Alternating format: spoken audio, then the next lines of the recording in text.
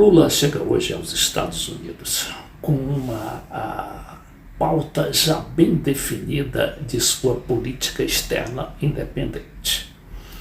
E ele traz consigo, o último desses itens, que foi a definição da ex-presidenta Dilma para ser a futura presidente do Banco dos BRICS, aquele bloco formado ali pela Rússia, o Brasil, a China, a África do Sul, a Índia.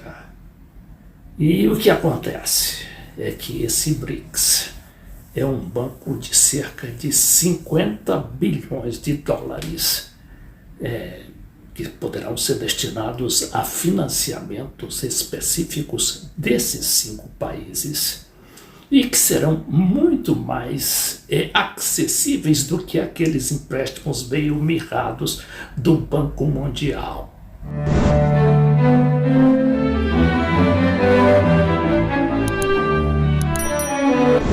A gente sabe que os Estados Unidos não gostam nem do BRICS, nem da Dilma.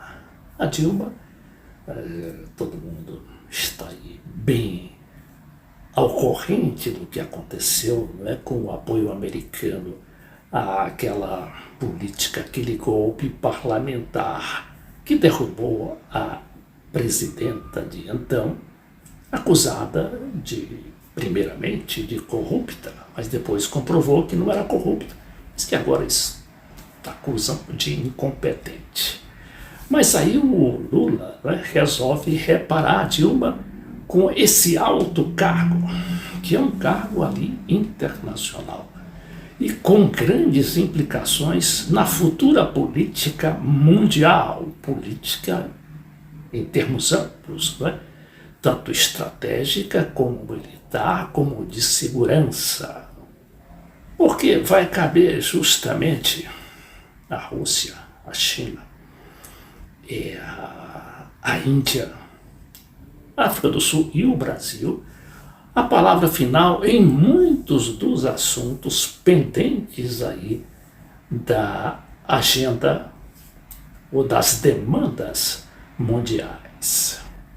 É o tal do mundo multipolar e não mais unipolar, comandado apenas pelos Estados Unidos, tendo ali ao lado a Europa, Então é o mundo decidido a partir de países e de potências regionais independentes.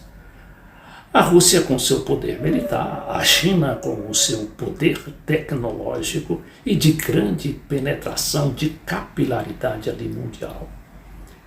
E a Índia com todo o seu potencial, inclusive de tecnologia, e muita capacidade também de financiamento para os países, que se agregarem a esse novo mundo. A gente não fala muito da África do Sul nem do Brasil, que tem mais ou menos o mesmo nível de desenvolvimento.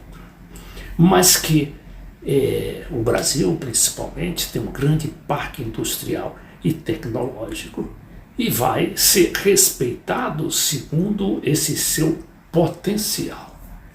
Claro que os americanos não concordam com esse ponto de vista, com essa colocação. E por isso vão tentar convencer o Lula a se focar mais naquela questão democrática, democrática, na questão do combate ao terrorismo e principalmente na guerra da Ucrânia, que os Estados Unidos querem que o Brasil se engaje na política da OTAN, que é de massacre da Rússia, com que o Lula, assim como o seu antecessor Bolsonaro, não concorda. Então, o que diz aqui esse material do Globo? Lula chega a Washington para sedimentar retorno de boas relações com os Estados Unidos. O presidente se hospedará na Blair House, residência de visitas do governo americano, para evitar protestos bolsonaristas que ameaçam a segurança. Não é bem verdade isso aqui, Porque o Lula não está com medo desses bolsonaristas ali. Na verdade, é uma deferência do governo americano de colocar a Blair House. A gente sabe que a Blair House é a casa destinada pelo governo americano aos grandes estadistas. Só para quem não sabe, né, ou não se recorda, o Winston Churchill, desde a época da guerra, costumava se hospedar muito ali na Blair House. O mesmo acontece e aconteceu com a rainha da Inglaterra e o príncipe Philip, seu marido. E mais recentemente o presidente Macron e outros presidentes amigos de Washington. Então, o que diz aqui? Numa viagem para sedimentar o retorno das boas relações com os Estados Unidos após sua vitória nas urnas, o presidente Luiz Inácio Lula da Silva desembarcou na tarde desta quinta-feira em Washington, capital dos Estados Unidos, onde se encontrará com o presidente Joe Biden. Nesta sexta-feira, o presidente chegou às 16h48 em Brasília e foi direto à Blair House, onde ficará hospedado com sua comitiva. O encontro entre Biden e Lula está previsto para as 15h30, 17h30, hora de Brasília, de sexta-feira. Eles se reúnem pouco mais de um mês depois que bolsonaristas radicais invadiram e depredaram o Congresso, o Palácio do Planalto e o Supremo Tribunal Federal, pedindo intervenção militar. Os atos brasileiros têm inspiração na invasão do Capitólio, que é o Congresso americano, em 6 de janeiro de 2021, quando apoiadores do ex-presidente Donald Trump tentaram impedir a posse de Biden. Quer dizer, o Biden viveu ali mais ou menos a mesma situação que o Lula enfrentou nos primeiros dias de governo. Mas isso aqui para nós não será o centro, das conversas, a gente sabe muito bem.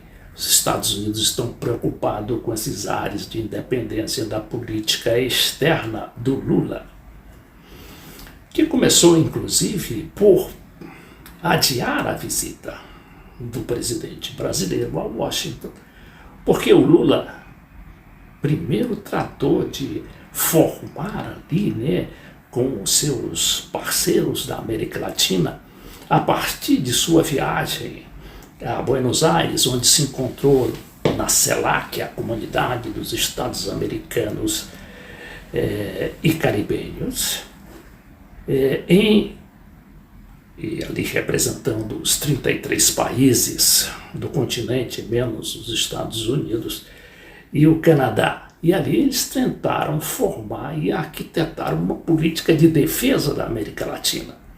Então Lula chega a Washington também com esse propósito de colocar os objetivos soberanos da América Latina em primeiro lugar.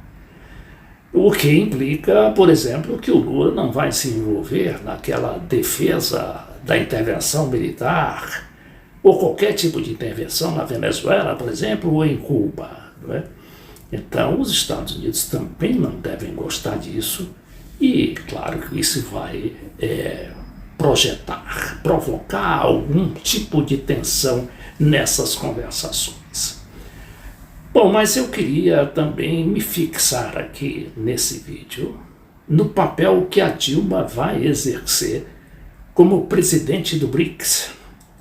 E eu me escolhi aí para definir melhor, para explicar melhor essa posição da Dilma, uma entrevista da jornalista Mônica Bergman, da Folha, e também da Bandeirantes, da Rádio Bandeirantes. Vamos aqui o que diz a Mônica Bergamo sobre essa escolha do Lula e também do objetivo dele de levar já a Dilma na sua viagem à China. Em março, levando a Dilma Rousseff com ele, no cargo de presidente do Banco do BRICS. O Banco do BRICS é de uma importância enorme. O Banco do BRICS é um banco que ele é formado por Brasil, Rússia, Índia, China e África do Sul, os países emergentes. Ele tem 50 bilhões de dólares. Aqui muita gente desconsidera o BRICS como algo assim quase que teórico, que não existe na prática. Mas um banco desse com 50 bilhões de dólares iniciais para fornecer financiamento para os países, né, integrantes justamente desse grande bloco de países que em breve também vai se expandir para ali trazer, né, a Argentina, parece que a Argélia, o Irã e outros países. De investimento, para investimento. É uma decisão colegiada, né, para onde vai o dinheiro. Então ele é, segundo eu até ouvi ontem, de uma pessoa importante que faz esse planejamento, ele é seria a única fonte estável e rápida de financiamento. Então, é a única fonte estável e rápida de financiamento. Porque a gente sabe e conhece muito bem como é que são essas tratativas do Banco Mundial e aquele sistema de financiamento de FMI, né, que cobra horrores, inclusive a sujeição nacional aos interesses dos grandes banqueiros. Com a qual o Brasil poderia contar para começar a se lançar diversos projetos. Então você veja a importância desse banco. Então o Brasil pode, inclusive, deslanchar muitos dos projetos aí do Lula como presidente da República, que logicamente jamais concederia do Banco Mundial ou do FMI. É um banco que está só no meio da Rússia e da China, né? Então hoje são os grandes atores globais, né, que vão definir para onde vai o mundo nas próximas décadas. Então tá aí, a Dilma é amiga dos chineses, a Dilma, a ex-presidente Dilma Rousseff, os chineses adoram a ex-presidente Dilma Rousseff, porque ela já falou inclusive que a China é um farol, né, perto da... Então, e a Dilma ainda sai prestigiada, a Dilma que foi ali escorraçada pelo golpe de 2016, volta aí com todo o poder, né, inclusive de financiar grandes países emergentes todos. E a Dilma, como diz aqui a Mônica, goza de grande prestígio de todos aqueles membros do BRICS. Primeiro do Putin, né, do presidente da Rússia, do Xi Jinping, lá da China, e o presidente da Índia também.